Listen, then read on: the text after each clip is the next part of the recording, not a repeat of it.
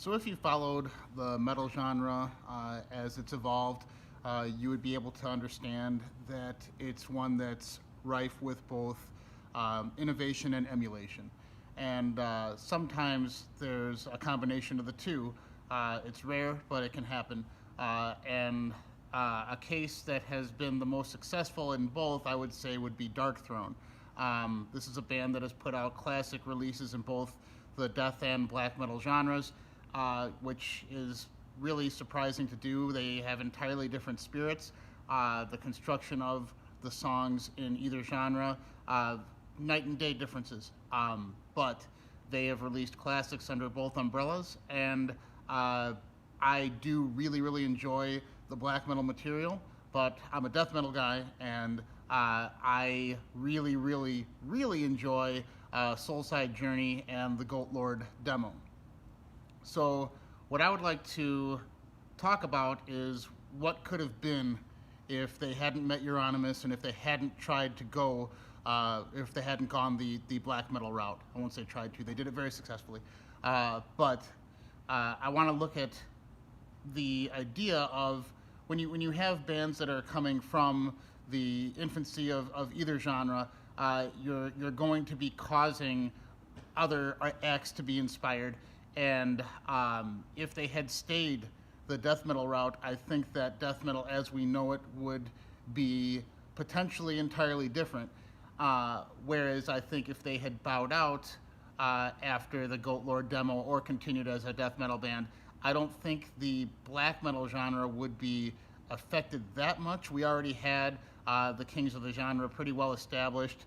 I think that the influence that Darkthrone had on other bands and fans is probably stronger felt in more the punk scene after how they evolved as the band progressed. And even their Transylvanian Hunger type of material still resonated much more with the punk scene somehow, which I don't really understand, but it did. However, I think that based on what I understand, what I'm able to understand about Soulside Journey, the first record that they had, and they're only within the death metal genre, is that they had a very unique voice. They had a very unique sense of melody and arrangement.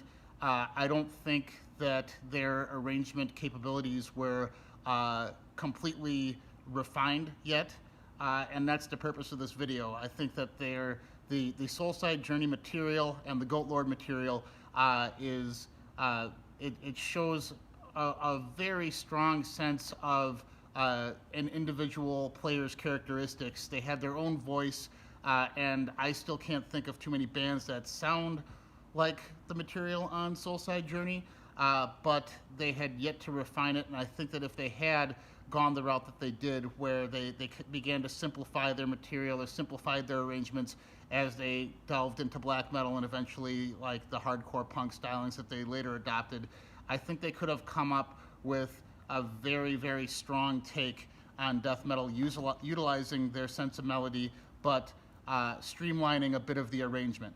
However, as we know, they went the black metal route and created classic records under that umbrella. And I'm glad we have those records, but I think that the decline that happened within death metal could possibly had been reversed had people started to open their minds to what Darkthrone was doing on Soulside Journey, and if they had kept up that kind of approach, whether or not that would have influenced players to kind of understand the role of melody in metal. And I don't mean like consonants like the At the Gates, the later At the Gates style. I think that because when the mid '90s happened, metal kind of splintered off. Death metal kind of splintered off into a couple of different styles. Bands had gone the Suffocation route, wanted to do a more percussive take on death metal, wanted it to be more palm-muted power chord based. And Suffocation did have a very good sense of melody, but the people that try to cite influence from Suffocation are usually will end up taking their sense of the percussive element of their music more so than their melody, because as I've said before on this channel, it's a lot easier to rip off aesthetics than it is to rip off melody. Melody is an internalized concept. That's why you're able to have so many bands that sound different from each other. But nowadays, we in the metal genre do not really have a handle on melody anymore. And that's why a lot of the modern bands sound all the same. They are able to capture the aesthetic of various genres, but they don't have their own sense of melody to construct anything that's timeless. This is a band that did have that capability, and they brought that sense of melody into their black metal stylings, but I would have loved to have seen where it would have gone if they had stayed a death metal band. I think some of the things that make them unique in their approach is that they allowed their music to be constructed around mostly single note passages, and a lot of metal fans get drawn in by like the power chord approach because it sounds heavy, it sounds powerful, but the soul of the song is the melody, and if you're able to make an impact with just single note melodies, you can create a more haunting atmosphere than if you're constantly bludgeoning the listener with power chords. And on Soulside Journey, you heard the band utilize space in a very effective way by having the notes of their melodies kind of hang out in the ether for uncomfortable lengths. And that to me is something that you don't really hear anymore. You hear pretty much consistent 16th note passages if bands are going to be using single note phrases.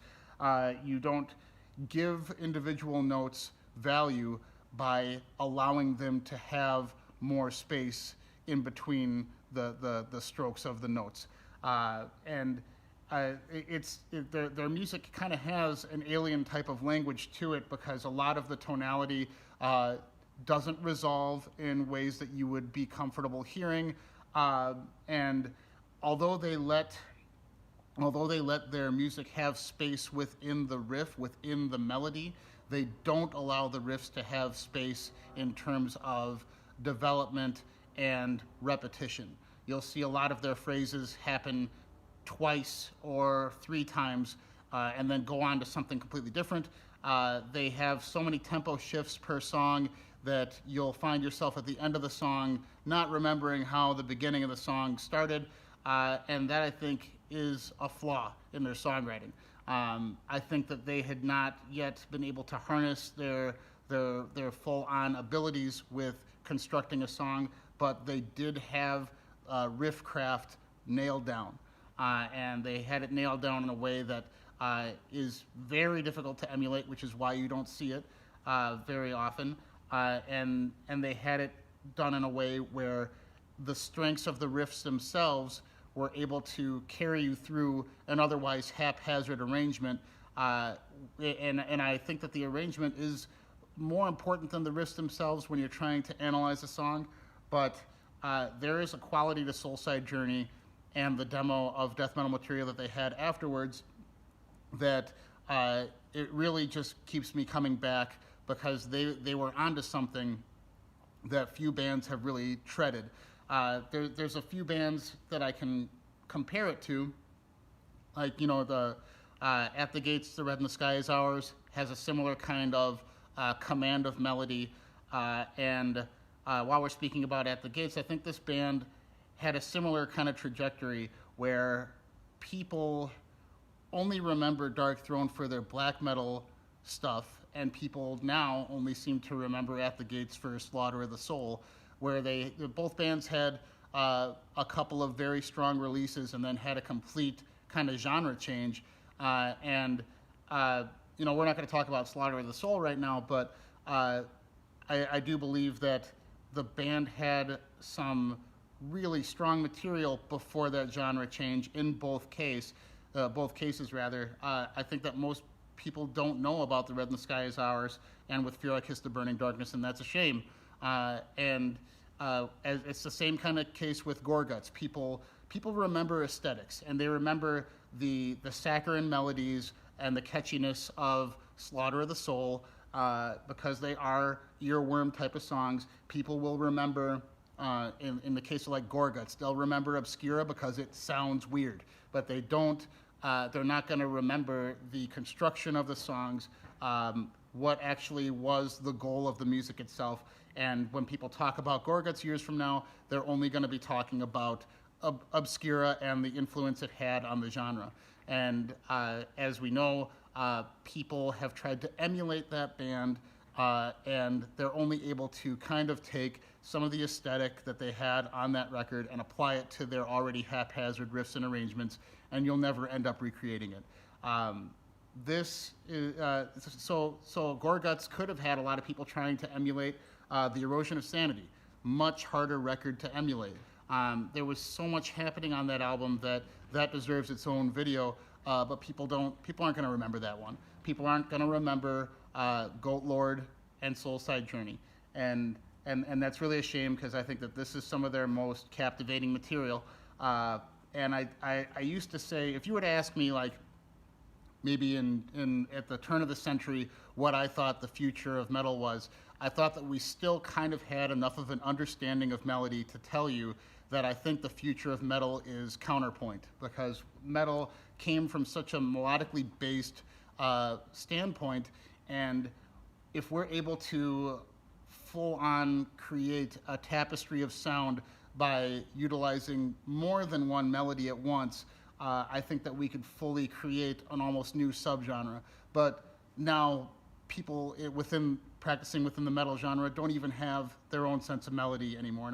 And once again, I don't mean consonants as in the Slaughter of the Soul sense. I mean just a way to string single notes together to create a voice that is the voice of the composer.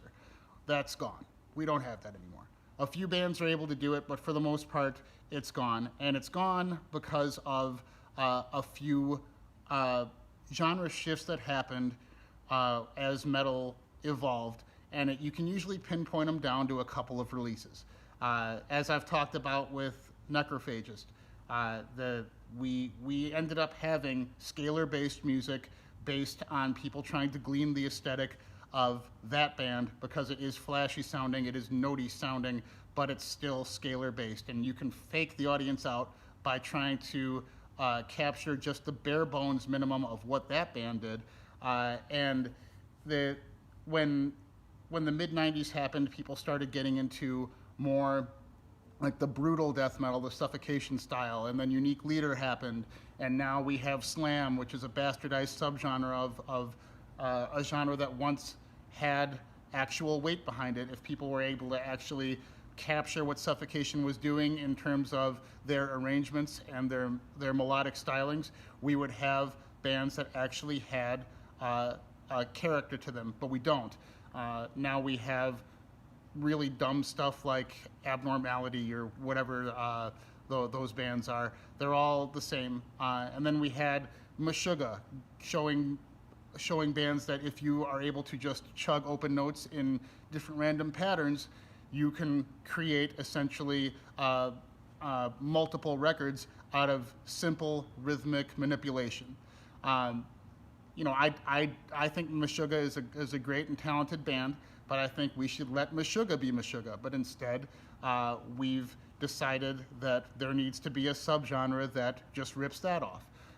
And I think that if Darkthrone, getting back to Darkthrone, if they had continued on their death metal past, we wouldn't have lost the sense of melody to being relegated to simply consonants as what happened with Slaughter of the Soul. We would have had bands that were able to continue manipulating the audience through the use of space within melody, the idea that music can be melodic yet still atonal, which is something that we've kind of forgotten about as well. And that is kind of the benchmark for what truly haunting death metal is. And there are a couple of bands that their early material reminds me of. It's kind of like a more developed Autopsy. You have that doom element to a lot of their passages where it slows down to a crawl and you have these single notes that fill the space, and that stuff is the most captivating to me of what they do on their earlier material. I think that around Osculum Obscenum era Hypocrisy, some of that stuff was happening too. And it can be done. It's stripping the music down to the bare bones melody, having the bass back it up and not fill out the space in more of like a rock context makes those single notes all the more powerful. And I would have loved to see that continue. But nowadays, if you say the word melodic, people think consonant, they think saccharin. All of what Darkthrone did on the first record and on the second record that never happened was melodically based, but still haunting, not consonant, and it had a sense of development that you had to look for, but it was there. And I think on the second one, the Goat Lord release that they decided to put out as a demo format in 1996, they were able to showcase where the style could have gone, and to me it's essentially still Soulside Journey, but they were able to experiment a little bit more with harmony. And I think, like I said, if they had continued along that path and gotten a little bit wiser about their arrangement stylings, they would have been able to put together true death metal classics that I would think could have influenced players for the better, instead of the aesthetic that people are trying to rip off now. When they hear something that like will capture their interest for 15 seconds, people would look towards their sense of melody as a wellspring for inspiration. And I think that that is what leads to timeless records, not so much the scalar aspect, the brutal aspect, the fast aspect. It really comes down to the melody, and that's why I think this material is so strong. So what I wanted to look at today was a track from the Soulside Journey record, show what's going on the guitar and why it still is something that I look at as the band continues to evolve. I think their material now is terrible, but when people reference Darkthrone, I always think about both their black metal phase and their death metal phase. I think this stuff is very important. I think we should still look at it, and I just want to kind of focus on their guitar stylings here, because it's really a night and day difference than the beer punk bullshit they're peddling now. And I really don't understand how you can get so musically inhibited as your career develops, but that's the path they're on. But let's have a look at the second track on Soulside Journey, and I'll break it down and show you what's going on in terms of the melodic aspect and the arrangement.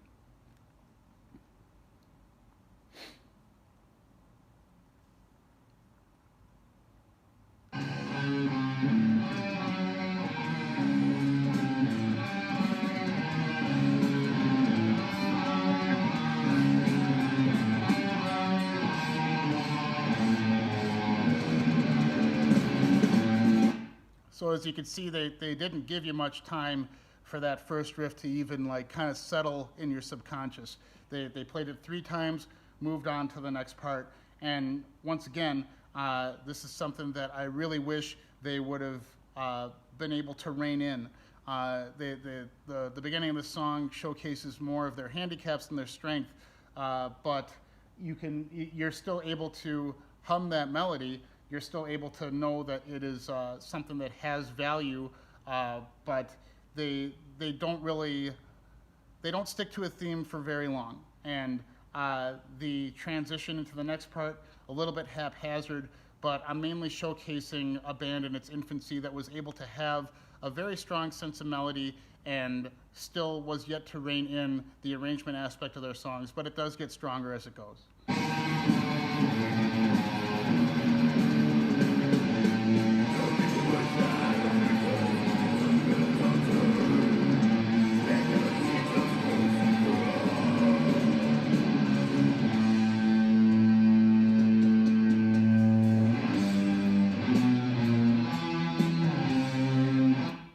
So once again, not the best at transitions, not the best at tying riffs together. However, you did have 2 very strong riffs in succession, and they utilized that held note to go into the next part, a complete tempo change, and it's one of those things that I think that as they would have progressed as a band, if they would have kept up with the style, they would have been able to do in a much stronger fashion.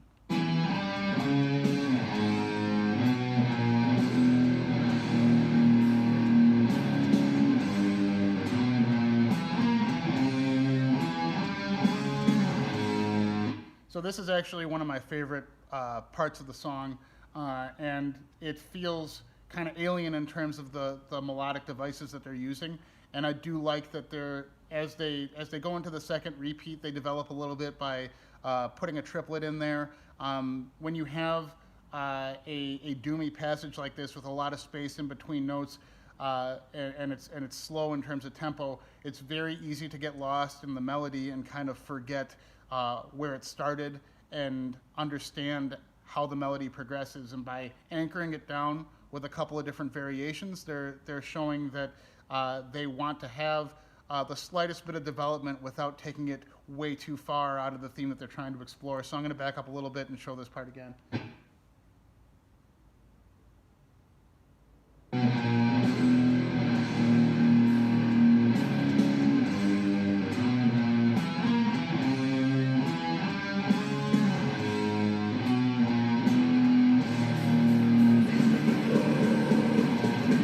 So that's a bit of an awkward transition, but I kind of like it because the tonic of that riff beforehand was their open, I think it's a C sharp, and they went from the 3rd fret to the 2nd fret to the open note as they did their repeat. But going into this next riff, they're creating tension by, instead of going from the 3rd note to the 2nd to the 0, they go from 3-2 to 1. So they take a chromatic descending scale down to introduce the next theme. And I do like that increase in the tempo in the drums to bring up that kind of energy level. So I think that this is one of their more successful transitions. But once again, I'm having a hard time. I know the song well enough by now, but I'm having a hard time remembering why the first couple of riffs had relevance up until here. So that's something that I think that they would have gotten to get better at if they had continued in this style.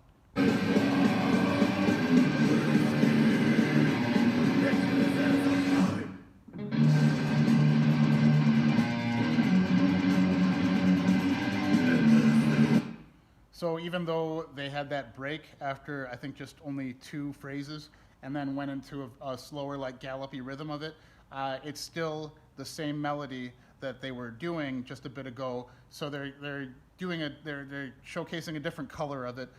They're not letting the song spiral out of control, which is good because this is a band that it has a very technical sense of melody, a technical sense of rhythm, and their tempo shifts are pretty crazy too. So even though they decided to take it down a step in terms of tempo, they wanted to let that melody continue, and by having it be anchored in a more gallop rhythm, you're giving the song more of a groundwork to play with instead of just introducing a new melodic theme.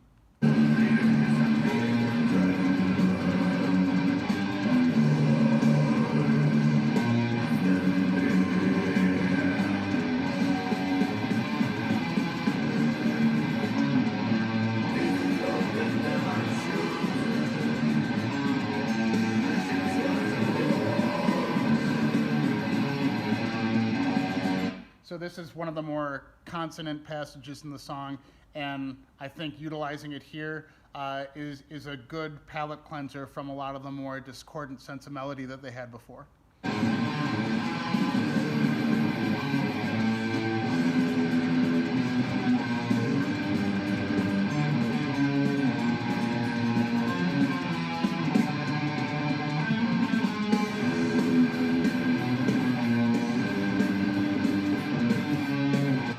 So they're taking kind of like the same kind of fingering, and this kind of gets into the part that I had mentioned in a former video by taking a grouping of fingerings and moving it about the neck. It becomes more of an exercise, and it doesn't have as much melodic development as changing a bit of the notes that you're utilizing is.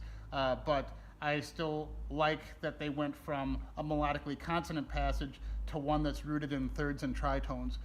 So they don't give you a single coloring of melody. They know what is dark sounding, and they know what is appealing sounding, or more consonant.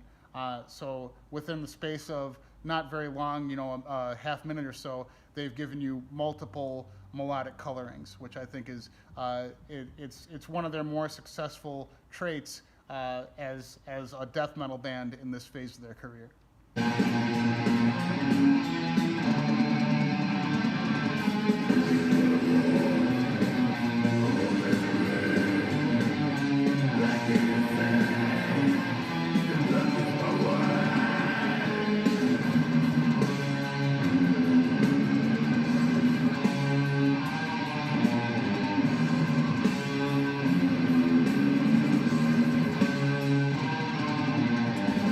So if you look at the tonic of each phrase that they're going with, it's kind of similar to the incantation video I did, where a lot of their phrases have different tonics as they go along.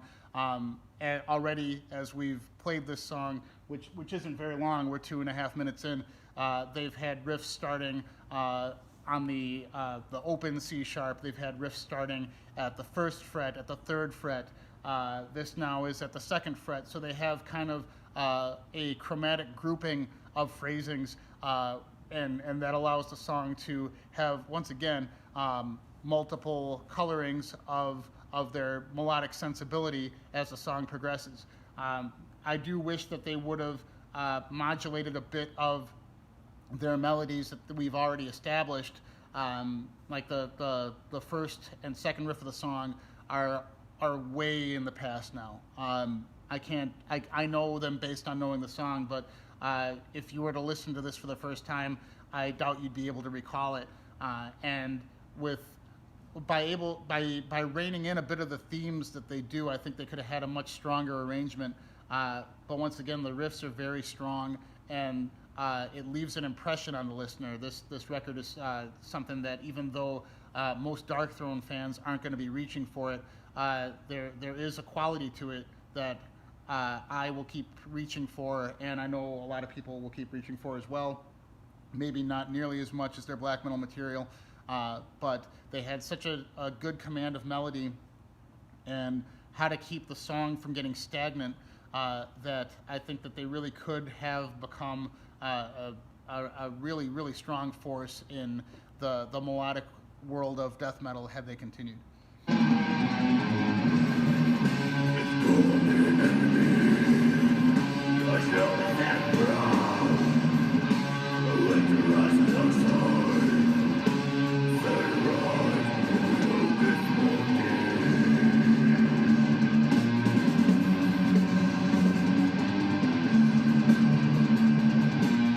So they did bring back that gallop riff, which is good. I think that it would have been a bit of an overload to have another melodic theme happening in the song.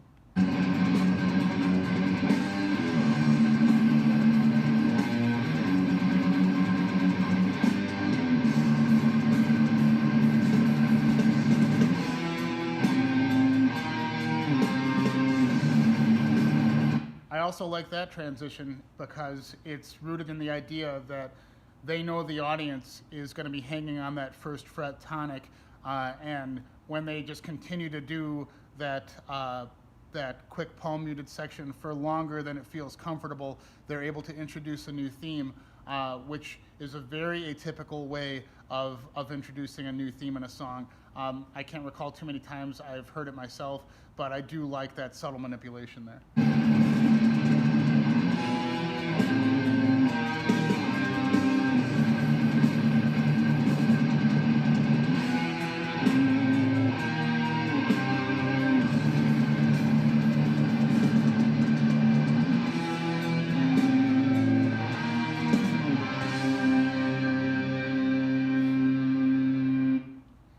So that last riff, even though I do like the transition into it, I think there was only played 3 times with a slowdown on the last one, and they hang on that note to give you that haunting sense of it not resolving. I do like that, but I don't think that this is a very proper climax to a song. I think they could have ended it in a much stronger fashion. It almost feels like there should be more afterwards, and maybe they deliberately robbed us of that feeling, which is a compositional device, or maybe they kind of just didn't know where to go from there. I don't really know. But if you are familiar with only the black metal stuff that Darkthrone did, this is probably a very surprising thing to hear. And for a first record, this is an insanely good command of melody. Very, very well developed. And if you're first starting out in a band on guitar, you want to make a statement, chances are you're going to only use your open whatever they tune to, C sharp, as your tonic for like all of your material. I mean, even a band that has like a billion-year career like Tool just put out a record where the entire record is in D, and they do not develop at all. This is all over the board, and you can't really nail it down. And that's a quality that is shared by a lot of really strong death metal records, because once again, death metal is about defying convention, and by switching keys so often, you're once again you're turning your back on what the audience wants to hear in terms of resolution and the familiarity of the conventional song construction stylings. Darkthrone doesn't care about any of that in this material. And on the Goat Lord stuff that happened afterwards, I do like listening to that. I do, even though they're kind of goofy, I like the fake female vocals. I think that it's pretty haunting. I like the atmosphere accidentally created by the shitty recording. I think that stuff is worth exploring as well. And once again, I think that people really are reaching for the right band to emulate to get their own personal inspiration out. And I think that people are very much different now than they were when metal was in its infancy. I think that the social media era has created a sense that brings out the worst in human nature. So a lot of these new bands are just trying to get their flash in the pan type of music to quickly captivate people on an aesthetic level, and that's about it. Whereas I think that what happened in the early 90s was more about competition and wanting to have your material be inherently strong, not necessarily just flashy. And I think that they could have, if they had continued where they were at, we would have had bands ripping off the more substantial elements of what metal can provide instead of just the aesthetic aspects. So, right now, as death metal stands, it's not melodically based. It's more rhythmically centered, and you can only go so far with that. You can't create timeless music just rooted in rhythm. And for a genre that was once so heavily anchored in melody, it's really a shame that it's on life support, the sense of melody currently. And it only takes one or two important records to completely steer the course of metal. You have your Necrophagist Epitaph, you have your Future Breed Machine, what was the Meshuggah record that's on? I can't remember what it's called. Destroy, Erase, Improve. Those are the kind of records that when they happen, people will try to copy.